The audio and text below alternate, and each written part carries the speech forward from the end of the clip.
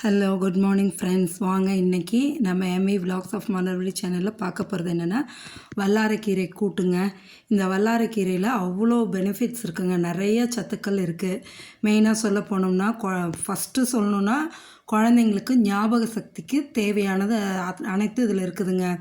அதனால் குழந்தைங்களுக்கு இந்த கீரை கிடச்சதுன்னா தவறாமல் மிஸ் பண்ணாமல் செஞ்சு கொடுங்க. ஒன்று. அடுத்தது பார்த்திங்கன்னா இதில் கால்சியம் இருக்குது, மெக்னீஷியம் இருக்குது, விட்டமின் கே இருக்குது. இந்தமாரி நிறையா இது இருக்கிறங்காட்டிக்கு சுண்ணாம்பு சத்து இருக்குது, இரும்பு சத்து இருக்குது. இதெல்லாம் பார்த்திங்கன்னா எலும்புக்கு நல்லா வலுவூட்டக்கூடியதுங்க. எப்படி பிரண்டை சாப்பிட்டா எலும்புக்கு நல்லதோ அதே போல் இந்த வல்லாரைக்கீரை எலும்புக்கு நல்லது.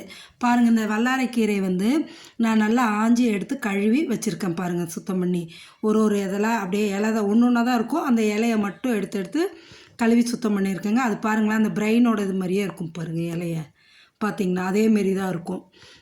இது மூளைக்கு செயல்படுறதுக்கு அவ்வளோ யூஸ் ஆகுதுங்க. அதனால் இந்த வல்லாரைக்கீரை சேர்த்துக்கிங்க. இதுக்கு பாருங்கள், சின்ன வெங்காயம் தான் சேர்த்துனா நல்லாயிருக்கும். சின்ன வெங்காயம் கொஞ்சம் நறுக்கியிருக்கோம். ஒரு 10-12 பூண்டு பல் உரித்து வச்சுருக்கேன். 2 பச்சை மிளகாய் நறுக்கி வச்சுருக்கேன். 2 தக்காளி பொடியாக நறுக்கி வச்சுருக்கேன். ஒரு கொத்து கருவேப்பிலை எடுத்து வச்சுருக்கேன். இதுக்கு ஒரு 100 கிராம் பாசிப்பருப்பு எடுத்து கழுவி குக்கரில் போட்டுக்கலாங்க.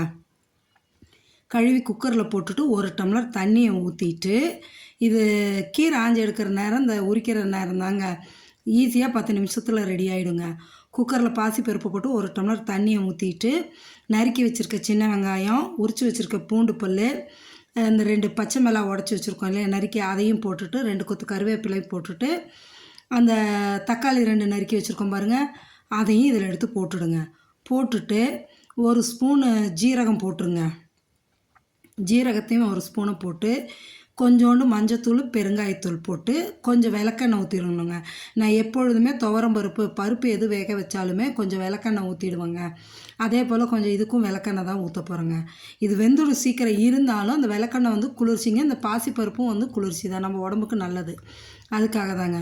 இதை பாருங்கள், இந்த கொஞ்சம் எண்ணெய் ஊற்றிட்டு 1 ஸ்பூன் ஜீரகம், மஞ்சத்தூள், பெருங்காயத்தூள் போட்டு குக்கரை மூடி ஒரு 3 விசில் விட்டு ஆஃப் பண்ணிடலாங்க.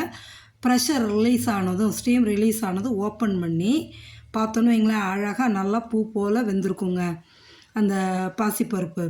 இந்த வல்லாரைக்கீரை கிடைக்கிற சமயத்தில் நம்ம அதை பயன்படுத்திக்கணுங்க, விட்டுடக்கூடாதுங்க.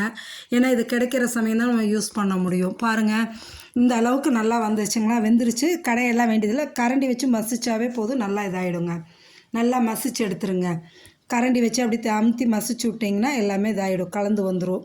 இப்போ நம்ம ஆஞ்சி வச்சுருக்கிற கீரை இருக்குது இல்லைங்களா, அதை எடுத்து இதில் போட்டுருங்க. போட்டுட்டு இதுக்கு தேவையான உப்புங்க, இந்த கூட்டுக்கு தேவையான உப்பு போட்டுட்டு 1 டம்ளர் தண்ணியை ஊற்றிடுங்க. 1 டம்ளர் தண்ணியை ஊற்றி உப்பை போட்டு நம்ம செஞ்சிட்டோன்னு வைங்களேன், கொதிக்க விட்டுறலாம் நல்லா. இப்போ நம்ம கலக்கணும்னா எந்த ஸ்டேஜுக்கு வருதோ அந்த அளவுக்கு தான் இருக்கணும். அதனால் அந்த கீரை வேகணும், நல்லா கொதித்து வந்தால் தான் நல்லாயிருக்கும் டேஸ்ட்டு. அதுக்காக உப்பு போட்டு 1 டம்ளர் தண்ணியை ஊற்றி கொதிக்க விட்டுறலாங்க. கொதிக்க விட்டுட்டு நம்ம இந்த பக்கம் ஒரு வானலை வச்சு தாளித்து கொட்டிடலாங்க.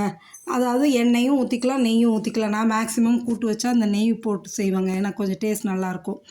அதுக்காக 2 ஸ்பூன் நெய்யை ஊற்றியாச்சுங்க. இதுக்கு கடுகு, உளுத்தம் பருப்பும் ஜீரகமும் போட்டு தாளிக்கணுங்க.